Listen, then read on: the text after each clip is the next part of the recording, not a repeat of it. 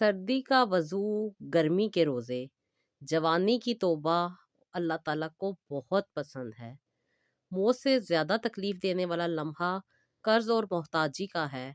या अल्लाह, किसी को भी कर्ज़ और मोहताजी में ना डाल। ज़िंदगी उन्हीं लोगों की हसीन होती है जो हर हाल में अल्लाह ताला की रज़ा में राज़ी रहते हैं। अस्सलाम वालेकुम, welcome to Roohani diaries. I hope you are all well and doing great. Thank you so much जी, चैनल को सब्सक्राइब करने के लिए और वीडियोस को लाइक करने के लिए। जो लोग फर्स्ट टाइम है मेरे चैनल पे, उनसे रिक्वेस्ट है कि चैनल को ज़रूर सब्सक्राइब कीजिएगा, वीडियोस को लाइक भी कीजिएगा। और अगर आपको लगे कि आप किसी के साथ शेयर करके उसकी ज़िंदगी में आसानी ला सकते हैं तो ज़रूर कीजिएगा। जब हम बहुत ज़्यादा ऐसी ख्वाहिशात कर बैठते हैं या बहुत सारी ऐसी चीज़ें कि जिनकी हमें ख्वाहिश होती है और हम उसके बारे में दुआएं मांग मांग के थक जाते हैं, तो फिर एक खौफ का लम्हा हम पे तारी हो जाता है कि हमारी दुआएं कभी नहीं सुनी जाएंगी, हमारी दुआएं कभी नहीं कबूल होंगी, हमारी ज़िंदगी में वो खुशियां हमें कभी नहीं नसीब होंगी जिनके हमने हमेशा ख्वाहिश की है। लेकिन ऐसा नहीं होता, क्योंकि यही वो लम्हा होता है जब हमें और ज़्यादा दुआएँ करने की ज़रूरत होती है और ज़्यादा अपने कनेक्शन को रब के साथ स्ट्रॉन्ग करने की ज़रूरत होती है। इर्द-गिर्द मौजूद नेगेटिविटी हम पे इतना ज़्यादा असरअंदाज़ हो जाती है, इतनी ज़्यादा हम पे हावी हो जाती है कि हम इस मायूसी में पड़ जाते हैं कि शायद हमारी दुआएँ कभी भी कबूल नहीं होंगी, और फिर हम दुआ करना छोड़ देते हैं। कभी-कभी बहुत सारे लोग बातों की वजह से, कभी-कभी बहुत सारी ऐसी हमारी थॉट्स डेवलप हो चुकी होती हैं जिनकी वजह से हम अपने आप को अपने कंफर्ट ज़ोन से नहीं निकालते और कहते हैं कि बस जो होगा देखा जाएगा। और कभी-कभी हम बहुत ज़्यादा मायूस होके इन सारी चीज़ों को छोड़ देते हैं। लेकिन लोगों के सामने हम ऐसे प्रिटेंड कर रहे होते हैं जैसे कि हम बहुत ज़्यादा स्ट्रॉन्ग हैं, हम बहुत ज़्यादा अपने रब के करीब हैं, लेकिन असल में ऐसा नहीं होता। दिल में हमारा कुछ और चल रहा होता है, दिमाग में कुछ और चल रहा होता है, लेकिन अल्लाह ताला तो दिलों के भी हाल जानते हैं और अल्लाह ताला हमारा हाल क्या है वो भी जानते हैं। तो जी से हमेशा मैं यही कहती हूँ कि अपने आप के साथ कभी ना झूठ बोलें। लोगों के साथ बेशक बोल दें, उसमें कोई बात नहीं है, लेकिन अपनी ज़ात के बारे में, अपनी ज़िंदगी के बारे में, अपने आप से कभी भी झूठ ना बोलें। जब भी आपको टाइम मिले, जब भी आपको लगे कि आपकी ज़िंदगी में बहुत सारी चीज़ें रुक चुकी हैं, बहुत सारी ऐसी चीज़ें हैं जो नहीं हो रही, या आपको कोई ऐसी चीज़ की ख्वाहिश थी जिसके लिए आपने बहुत सारा दुआएँ की हैं और वो कबूल नहीं हुई, तो उसके ऊपर आपको सिर्फ़ और सिर्फ़ ये सोचना है कि शायद अभी उसका आपको मिलने का टाइम नहीं आया। लेकिन आपने दुआएँ और ज़्यादा स्टार्ट कर देनी है और ज़्यादा कनेक्शन अपना रब के साथ स्ट्रॉन्ग कर लेना है कि वो शायद वो ड्यूरेशन जो आपका और उस दुआ के कबूल होने में है वो कम हो जाए और आपको जल्द से जल्द वो चीज़ मिल जाए। मायूस नहीं होना, अपने दिल को यही समझाना है कि अल्लाह ताला के यहाँ किसी भी चीज़ की कमी नहीं है, वो अता करने वाले हैं, देने वाले हैं। वो जब चाहते हैं, जिसको चाहते हैं अता कर देते हैं। जहाँ पे हमारा कनेक्शन हमारे रब के साथ स्ट्रॉन्ग हो जाता है, हमारा ऑरा क्लीन हो जाता है, हमारे इर्द-गिर्द जो मौजूद नेगेटिविटीज़ होती हैं, वो हमसे दूर हो जाती हैं, तो फिर हमारी ख्वाहिश को तकमील तक पहुँचने में कोई भी चीज़ नहीं रोक सकती। अगर हम सच्चे दिल के साथ, प्यार के साथ, अपने इखलास के साथ दुआएँ माँगते रहते हैं, तो एक दिन ज़रूर आ जाता है कि हमारी दुआएँ कबूल हो जाती हैं। जितनी ज़्यादा डीपली जाके हम अपनी दुआ को माँगते हैं, अल्लाह ताला से जितना अपना कनेक्शन स्ट्रॉन्ग करके हम अपनी दुआ को माँगते हैं, उतनी ही जल्दी हमारी दुआएँ कबूल भी हो जाती हैं। और अगर हमारी दुआएँ कबूल नहीं हो रही होती, तो दुआएँ माँगना छोड़ना नहीं है, क्योंकि वो रब तो देने वाला है, उसके तो एक कून की देर है। बस हमने अपने बिलीव को स्ट्रॉन्ग रखना है और अपने आप को समझाना है और कुछ बातों को खुद भी समझना है कि हमारी दुआएँ क्यों नहीं कबूल हो रही। दुआएँ कबूल ना होने की बेसिक वजह यही होती है कि हम अपने कम्फर्ट ज़ोन से निकल नहीं रहे होते और यही सोच रहे होते हैं कि पता नहीं ये दुआ कबूल होगी या नहीं होगी, हम शक में पड़ जाते हैं। शक में नहीं पड़ना, अपना फ़ोकस क्लियर रखना है और बस इस बात पे पक्का अपने दिल को समझा लेना है कि बस मेरे रब ने मेरी दुआ ज़रूर सुननी है और एक दिन मेरी दुआ ज़रूर कबूल हो जाएगी। मायूस नहीं होना, बस अल्लाह ताला से दुआएँ माँगते रहना है और एक ना एक दिन ज़िंदगी में वो चीज़ मिल ही जाती है जिसकी इंसान तलब कर रहा होता है। तो जी, आज की स्टोरी मुझे नूरुलैन ने सेंड की है और इनका ताल्लुक है जी आज़ाद कश्मीर से। कहती हैं, अस्सलाम वालेकुम आपी, मैं भी आपके साथ अपनी ज़िंदगी में हुआ मिरेकल शेयर करना चाहती हूँ। आपी, मैं बहुत ज़्यादा घर की लाडली बेटी थी, बहुत प्यार से पली-बड़ी थी और अपनी स्टडी कंप्लीट कर चुकी थी और घर वालों ने मेरी एंगेजमेंट मेरी फूफो के बेटे के साथ कर दी थी।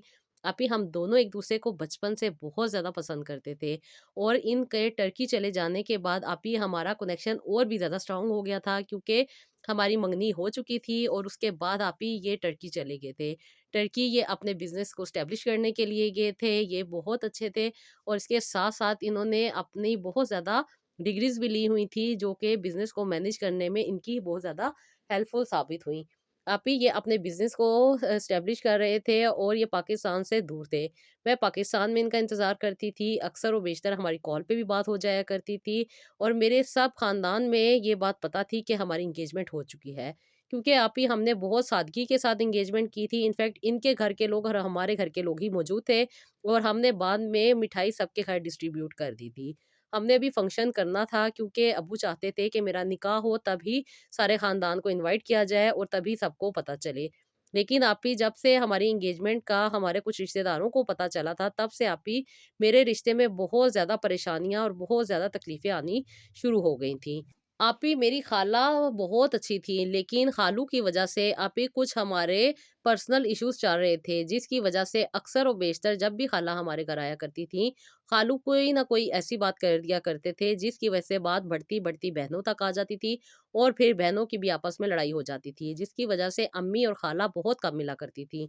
लेकिन आप ही ख़ानदान में मेरा एकदम से रिश्ता हो जाने की वजह से मेरी ख़ाला भी बहुत ज़्यादा डिस्टर्ब हो चुकी थी। क्योंकि वो यही चाहती थी कि उनके बेटे के साथ मेरा रिश्ता हो जाए और वो अभी तक हमसे शायद इसी वजह से मिलती थी कि वो मुझे अपनी घर की बहू बनाना चाहती थी। लेकिन अम्मी और अब्बू की काफ़ी ज़्यादा प्राइवेसी में मंगनी करने की वजह से इन लोगों को अभी जब पता चला, तो आप ही इन्होंने और भी ज़्यादा मुश्किलात खड़ी करनी शुरू कर दी।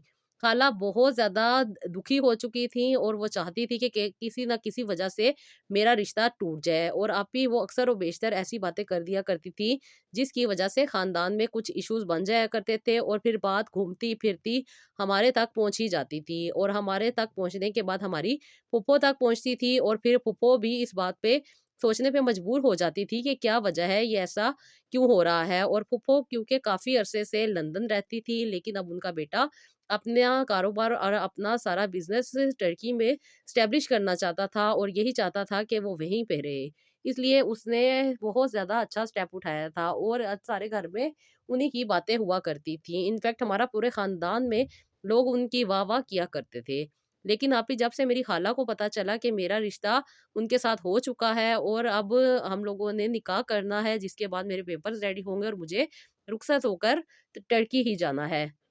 क्योंकि आप ही ये चीज़ें थ्रू आउट डिसाइड हो चुकी थी। इसलिए आप ही मेरी ख़ाला अक्सर व बेशतर हमारे घर आया करती थी और आप ही हमारे घर से कुछ बातें ले जाके उनको घुमा-फिरा के कोशिश किया करती थी, किसी न किसी तरह वो चीज़ें फूफो तक पहुँच जाएँ और फिर फूफो का दिल हमारी तरफ से ख़राब हो जाए। इनफैक्ट आप ही वो चीज़ें जो फूफो ने मंगनी में मुझे दी थी, मुझे बहुत पसंद थी और मैं अक्सर व बेशतर पहन के अपनी फ्रेंड्स को और अपने रिश्तेदारों को बताया करती थी कि ये मेरे ससुराल वाले यानी कि मेरी फूफो ने दी हैं और आप ही जब वो देखते थे तो फिर कुछ लोग खुश हो जाते थे और कुछ लोग कुछ थोड़ा बहुत क्रिटिसाइज़ कर दिया करते थे, जो लोगों की आदत होती है, उसके अकॉर्डिंग। आप ही मैं अब बहुत प्यारा ड्रेस और बहुत-सी ज्वेलरी जो फूफो ने मुझे दी थी, वो पहन के जब मैं खाला के सामने आई और खाला को बताया कि ये मेरे ससुराल की तरफ से आई है, तो खाला ने देखी और कुछ बातें अच्छी और कुछ बातें बुरी की और फिर खाला खामोश होके यहाँ से चली गईं।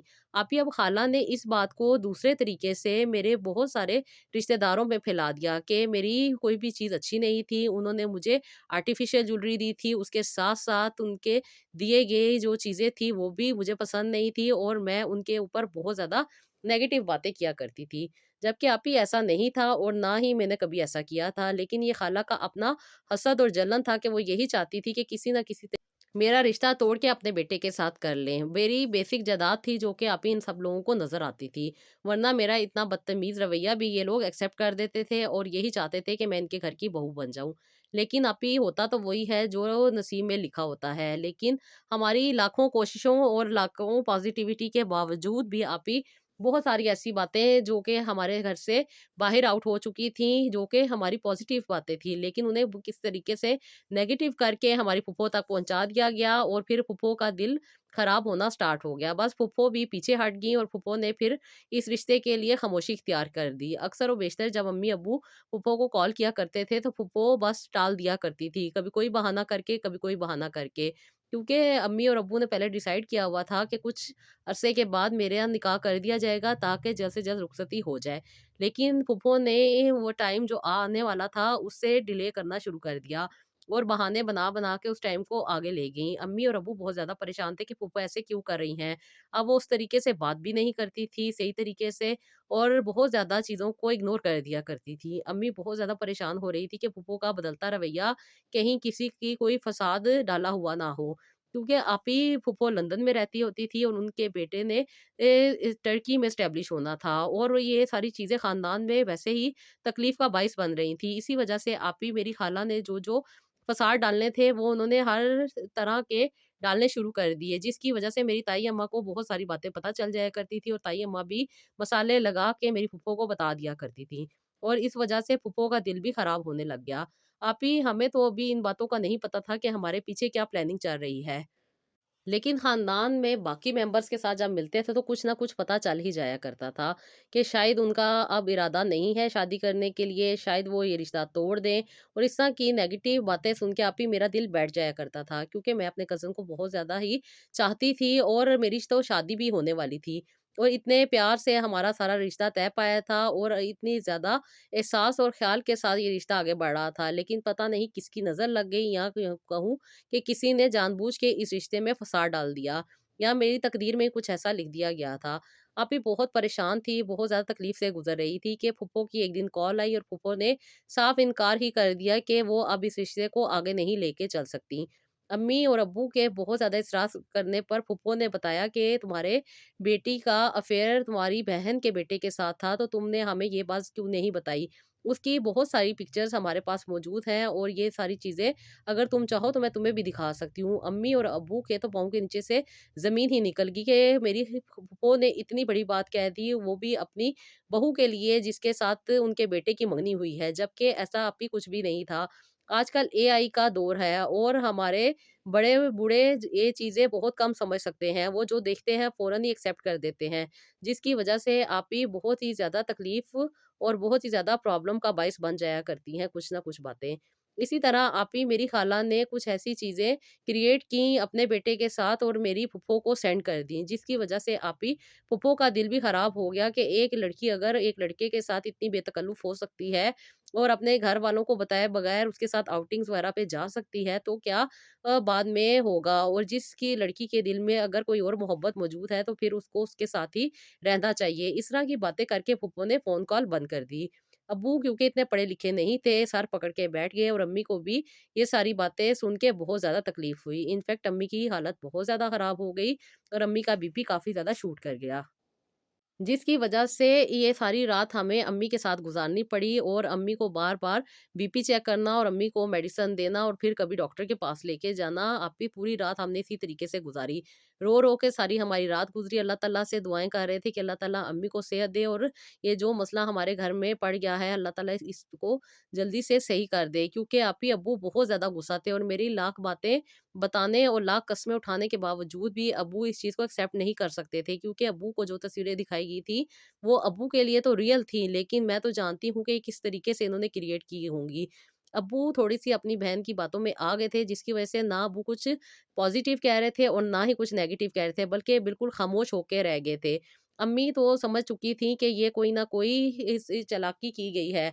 अम्मी भी खामोश थी, लेकिन अंदर ही अंदर अम्मी की जो हालत हो रही थी, वो अम्मी में अपने आप को बहुत ज़्यादा कंट्रोल कर रही थी। मेरी भी यही दुआ थी कि अल्लाह ताला जल्द से जल्द इसको सामने ले आए क्योंकि इतना बड़ा इल्ज़ाम मुझ पे लग चुका है और किसी भी ऐसी लड़की पे इल्ज़ाम लग जाना जो ऑलरेडी अपने एंगेजमेंट करवा चुकी है और अपने फियांसी के साथ ही अपनी ज़िंदगी डिसाइड कर चुकी है, उसके ऊपर जब इस तरह के इल्ज़ामात लग जाए तो आप ही वो मोहब्बत और दिल के ख़यालात एक तरफ हो जाते हैं, फिर अपने किरदार को बचाने की नौबत आ जाती है। मैंने कभी भी आप ही उनके साथ कोई टाइम स्पेंड नहीं किया हुआ था। पता नहीं किस तरीके से इन्होंने किसी और लड़की की पिक्चर के ऊपर मेरा फेस सेट कर दिया और ये सारी चीज़ें देख के मेरे वालिदैन बहुत ज़्यादा डिस्टर्ब हो गए कि ये हुआ तो हुआ क्या? और सबसे बड़ी बदनामी की बात ये थी कि अब्बू को इस बात का डर था कि अगर ये सारी चीज़ें ख़ानदान में लीक हो गई या ख़ानदान में दिखा दी गई तो अब्बू कहीं के नहीं रहेंगे। इनफैक्ट अब्बू बहुत ज़्यादा परेशान थे और अपने रूम में चले गए।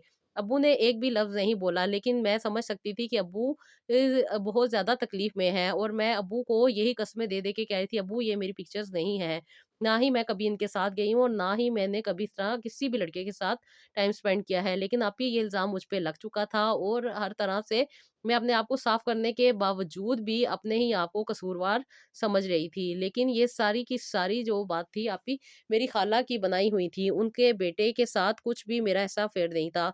लेकिन खाला ने सिर्फ़ और सिर्फ़ इस रिश्ते को तोड़ने के लिए और अपने बेटे के साथ करने के लिए इतना बड़ा ड्रामा किया था। लेकिन वो रब की ज़ात है ना, वो तो सब कुछ जानती है। जब इंसान जान-माल बिछा के अल्लाह ताला से माँगता है और फिर अल्लाह ताला को अपना गवाह बना लेता है कि अल्लाह पाक और को नहीं जानता, मुझे सिर्फ़ और सिर्फ़ आप जानते हैं। आपके सामने मेरा किरदार है, आपके सामने मेरा माज़ी भी है और आपके सामने मेरा हाल भी है। आप बेहतर तरीके से जानते हैं कि मैंने कितने गुनाह किए, आप जानते हैं कि मैं कितनी बार उससे मिली। ये लोगों ने जो मुझ पे इल्ज़ाम लगा दिया है, मेरे अल्लाह ताला इसको मुझसे दूर कर दे। मेरे वालिदैन के दिल में मेरे लिए कोई भी वसवसा ना डालना, और इस शैतान को मेरे रब मेरे वालिदैन से दूर रखना। क्योंकि आपकी ज़िंदगी में मेरे वालिदैन के अलावा मेरा कोई नहीं था, और ना ही मेरी कोई बहन थी और ना ही मेरी कोई ऐसी दोस्त थी जिसके साथ मैं अपने दिल का हाल बयान कर सकती। मेरी वालदा ही मेरी बेस्ट फ्रेंड थी, जिनके साथ मेरी हर चीज़ और हर बात डिस्कस होती थी। अम्मी की तबीयत ख़राब थी और अब्बू बहुत ज़्यादा ख़ामोश हो गए थे। ये चीज़ें आप ही मुझे और भी ज़्यादा तकलीफ़ दे रही थी। बस मेरे पास कुछ नहीं था, अपने रब के आगे सिर्फ़ इल्तिजा कर सकती थी कि जो इल्ज़ाम मुझ पे लग गया है, मेरा रब मुझसे दूर कर दे। मेरी चाहत को मुझे अता कर दे, वरना मेरे आगे और मेरे पीछे कुछ भी नहीं रहा। मुझे जिस तरह इन्होंने रुसवा करने की कोशिश की है, मेरे रब इनको कामयाब ना होने देना। मैं रो-रो के अल्लाह ताला से इल्तिजाएँ किया करती थी। आप ही दरूद इब्राहीम पढ़ती, इस्तग़फ़ार पढ़ती और अल्लाह ताला से रो-रो के यही दुआ करती थी कि अल्लाह ताला कोई करिश्मा कर दे। जो इल्ज़ाम मुझ पे लगा है उसको सामने ले आए। लेकिन आप ही वक़्त है ना, वक़्त तो अपने टाइम पे ही आता है। यानी कि वक़्त का भी वक़्त होता है जब उसने आना होता है। इंसान को कुछ ना कुछ मुश्किल दौर से गुज़रना ही पड़ता है। आप ही मेरे लिए ये मुश्किल दौर 6 माह तक चला, क्योंकि 6 माह तक ये बातें क्लियर नहीं हो सकी। अब्बू फूफो को कॉल करते थे, फूफो कॉल नहीं उठाती थी। मैं अपने फियांसी को कॉल करती थी, वो भी मेरी कॉल नहीं पिक करते थे, और दोनों दूसरे सिटीज़ में मौजूद थे, दूसरी कंट्री में, इसलिए आप ही हमारा कनेक्शन भी नहीं हो पाता था। बस एक रब था जिसके साथ हमारा कनेक्शन था। हम अल्लाह ताला से बातें किए रहते थे और अल्लाह ताला से ही दुआ माँग रहे थे कि जो इल्ज़ाम लग चुका है इसको अल्लाह ताला हमसे दूर कर दे। क्योंकि आप ही मेरे चचा और ताया मेरी फैमिली के और भी बहुत सारे मेंबर जब भी हमसे मिलते थे, ये सारी बातें उन तक भी पहुँच चुकी थी।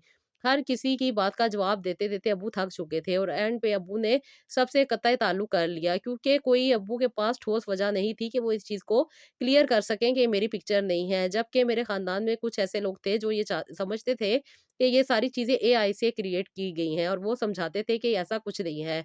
लेकिन आप ही इसी ख़ानदान में वो लोग भी मौजूद थे जो कि पहले से नेगेटिव थॉट्स रखते थे, और वो चाहते थे कि मुझ पे इल्ज़ामात लगे रहें, और वो जल्ती पे तीली का काम कर जाया करते थे। इसलिए आप ही नेगेटिव चीज़ें ज़्यादा इन्हांस हो रही थी। बस आप ही मेरा दुनिया में कोई भी नहीं था, बस अल्लाह ताला से ही सहारा था। अम्मी भी बहुत ज़्यादा परेशान थी, क्योंकि अम्मी जानती थी कि मैं ऐसी नहीं हूँ, ना ही मैंने कभी इस तरह की कोई हरकत की थी, जिसकी वज़ह से आप ही अम्मी भी अल्लाह ताला से दुआएँ करती थी। कभी अम्मी 5 सूरा पढ़ती थी, कभी अम्मी दरूद इब्राहीम पढ़ के, अस्तगफिरुल्लाह पढ़ के दुआ माँगती थी कि अल्लाह ताला वो सब का सब सच सामने ले आए, लोगों को हमारी असलियत पता चल जाए, क्योंकि आप ही हमने कभी भी इस तरह की कोई बात नहीं की थी। जो इल्ज़ामात हम पे लग चुके थे, ये हमारे लिए मुआशरे में भी रुसवाई का बाइस बन रहे थे। इसलिए आप ही हमारा सिर्फ़ और सिर्फ़ अपने रब से कनेक्शन था, और अल्लाह ताला से ही दुआएँ माँगते थे कि जो इल्ज़ामात लगे हैं उनको आप ही साफ़ करेंगे। फिर आप ही अल्लाह ताला ने हमारी दुआएँ सुन ली, और वो दिन आ गया जब अल्लाह ताला ने हमारा सारा सच लोगों के सामने ले आया।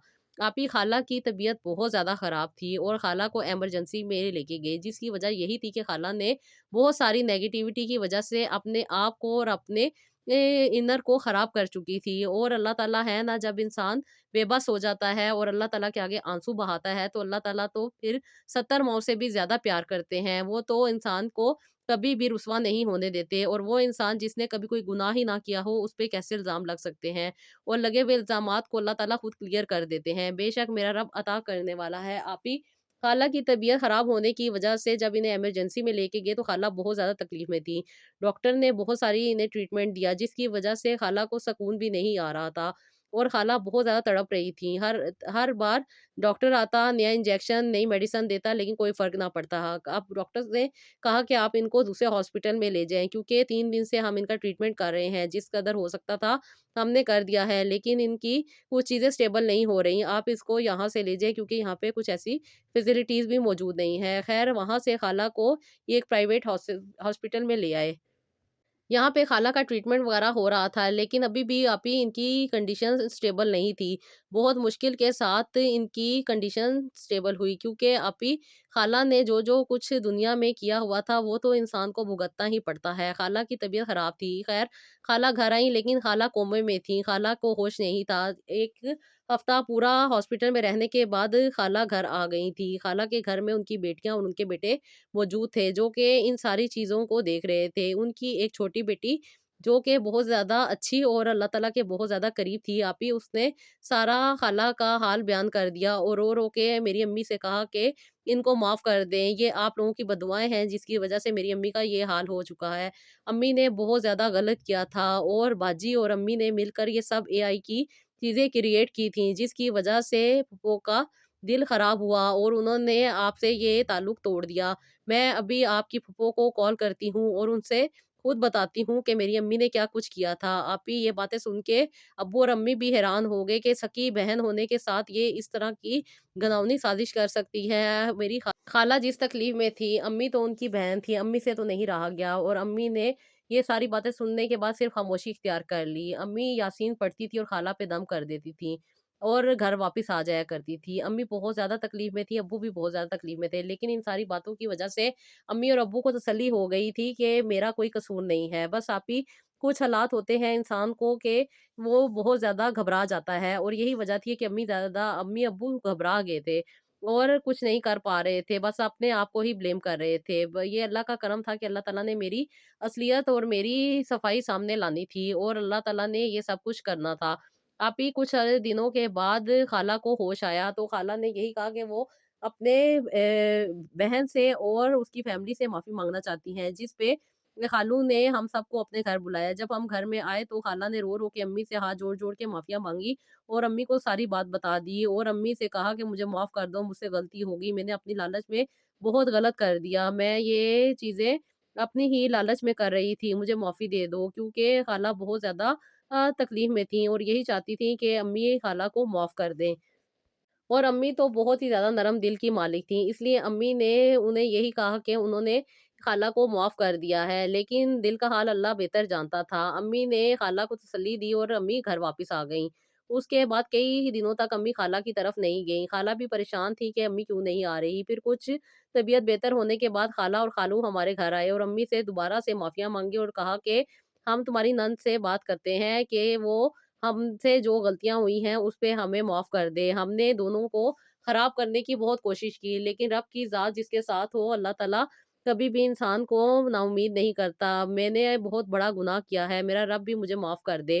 खाला बहुत ज़्यादा बदल चुकी थी, बस ये रब का करम था कि अल्लाह ताला ने हमारी दुआएँ सुनी और खाला के दिल में रहम डाल दिया। वो तकलीफ़, परेशानी जिसमें से हम लोग गुज़र रहे थे, अल्लाह ताला ने खाला को भी सही कर दिया, और वो अपना सारा वो चीज़ें जो उन्होंने की हुई थी, वो सब की सब उन्होंने एक्सेप्ट की, और उन्होंने ये सारा का सारी माफ़ी माँगी, जिसकी वज़ह से मेरा रिश्ता क्लियर हुआ। जब मेरी फूफो से बात हुई, तो फिर फूफो भी शर्मिंदा हुईं कि किसकी बात में वो लोग आ गए थे। लेकिन जब रिश्तों में दरारें आ जाएँ, तो फिर रिश्ते आगे नहीं चल सकते। इसलिए अम्मी ने भी हर बात फूफो से कर दी कि तुम हमें नहीं जानती, तुम्हारे भाई की औलाद कैसी है, तुमने इस बात पे यकीन क्यों किया? तुम्हें अगर कोई बात थी, तो तुम खुद हमसे डिस्कस कर सकती थी। एकदम से रिश्ता ख़त्म कर दिया, और पूरे ख़ानदान में रुसवाई का बाइस बन गई। बस फूफो भी परेशान हो गईं और बहुत ज़्यादा रोने लग गईं, और यही कहा कि बस मैं डर गई थी और बहुत ज़्यादा घबरा गई थी, और सबसे बढ़ के मुझे ये था कि तुम्हारी बेटी अगर उस लड़के को पसंद करती है,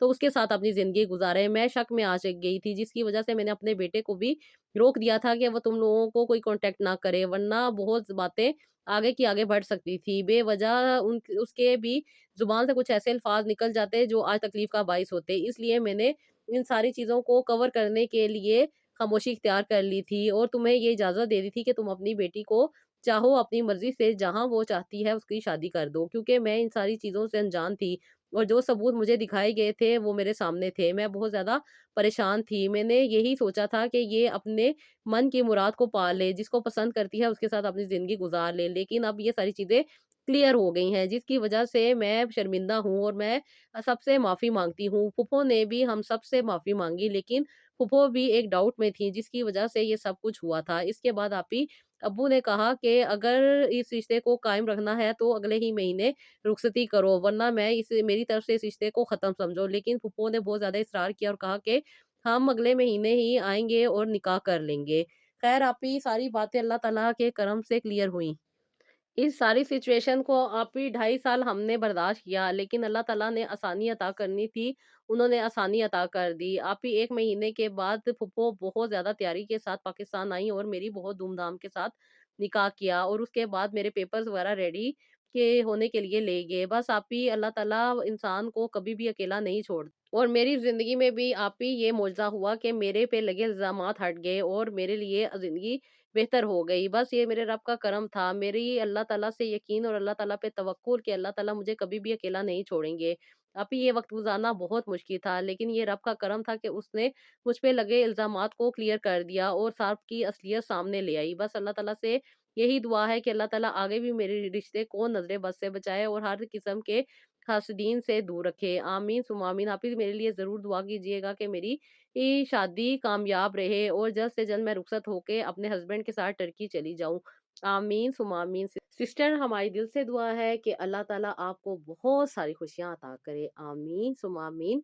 तो जी ये था मेरा आज का व्लॉग। आई होप आपको पसंद आया होगा। अपना बहुत सारा ख़्याल रखिएगा। मुझे भी अपनी दुआओं में याद रखिएगा और नेक्स्ट व्लॉग के लिए इजाज़त दीजिएगा। अल्लाह हाफ़िज़।